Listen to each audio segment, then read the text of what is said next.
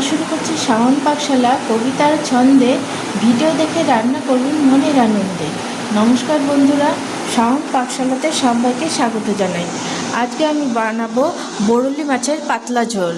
যা গরম পড়েছে এখন তো একটু রিচ খাবার খেতে ভালো লাগে না, একটু হালকা পাতলা খাওয়ার হলেই ভালো লাগে। তাই সেজন্য আমি বাজারে বরলি মাছ পেলাম, তাই একটু ছোটো সাইজের বরলি মাছগুলো আমি ওটা কেটে ভালো মতো করে ধুয়ে নিয়েছি। মাছটা রান্না করতে আমি যা নিয়েছি এই আলুগুলোকে একটু পাতলা পাতলা করে কেটে নিয়ে ধুয়ে নিয়েছি। বেগুনগুলোকেও তাই করেছি। নিয়েছি কিছুটা বড়ি, আমি ছোলার ডালের বড়ি নিয়েছি। আপনারা যে বড়ি আপনাদের কাছে অ্যাভেলেবেল থাকবে সেটাই নেবেন।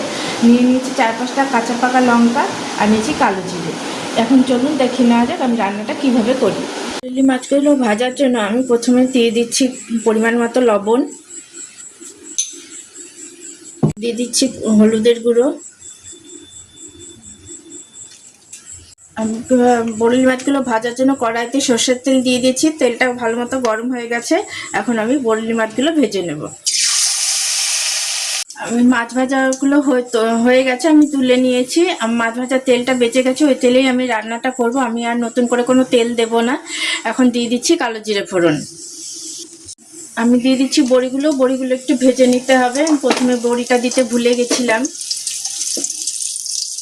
ভাজা করার পরেও তেলটা বেঁচেছে, ওই তেলটাতে আমি রান্না করব। যেহেতু আজকে পাতলা ঝোল করব, ওই জন্য বেশি তেল দেব না। দিয়ে দিচ্ছি কেটে ধুয়ে রাখা আলুগুলো একটু হালকা করে একটু ভেজে নেব, আঁচটাকে মিডিয়ামে দিয়ে। বেশি ভাজবো না, হালকা করে একটু ভেজে নেব। আলুগুলো হালকা করে ভেজে নিয়েছি, এখন আমি দিয়ে দেবো কেটে ধুয়ে রাখা বেগুনগুলো।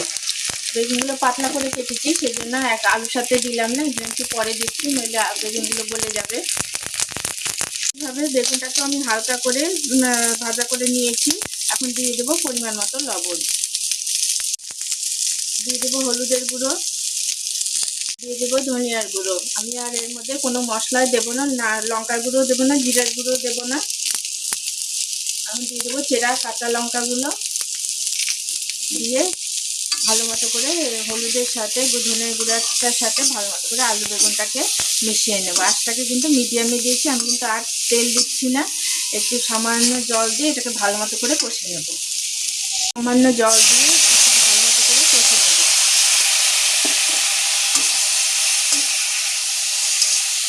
এটা খেতে দুর্দান্ত লাগে গরমের দিনে, অসাধারণ লাগে খেতে। এটা সবসময় বরলি মাছটা পাওয়া যায় না, যখনই আমি চোখে দেখি তখনই আমি নিয়ে আসি। তাই ভাবলাম আপনাদের সাথে এই রান্নাটা তো শেয়ার করা হয়নি, শাওন পাকশালায় এই রান্নাটা করা হয়নি, তাই জন্য আমি আপনাদের সাথে আজকে আমি এই রান্নাটা শেয়ার করলাম। এখন আমি দিয়ে দেবো পরিমাণ মতো জল। এখন দিয়ে দেবো পরিমাণ মতো জল, আর সাথে মিডিয়ামে দিয়ে দেবো আলু বেগুনটা ভালো মতো সেদ্ধ হওয়ার জন্য। গ্রেভিটা ভালো মতো ফুটে গেছে, এখন আমি এর মধ্যে দিয়ে দেবো ভেজে রাখা বড়িগুলো, আর দিয়ে দেবো ভেজে রাখা মাছ। গরমের দিন এরকম হালকা পাতলা খেতেই বেশি ভালো লাগে। আলুগুলো ভালো মতো সেদ্ধ হয়ে গেছে।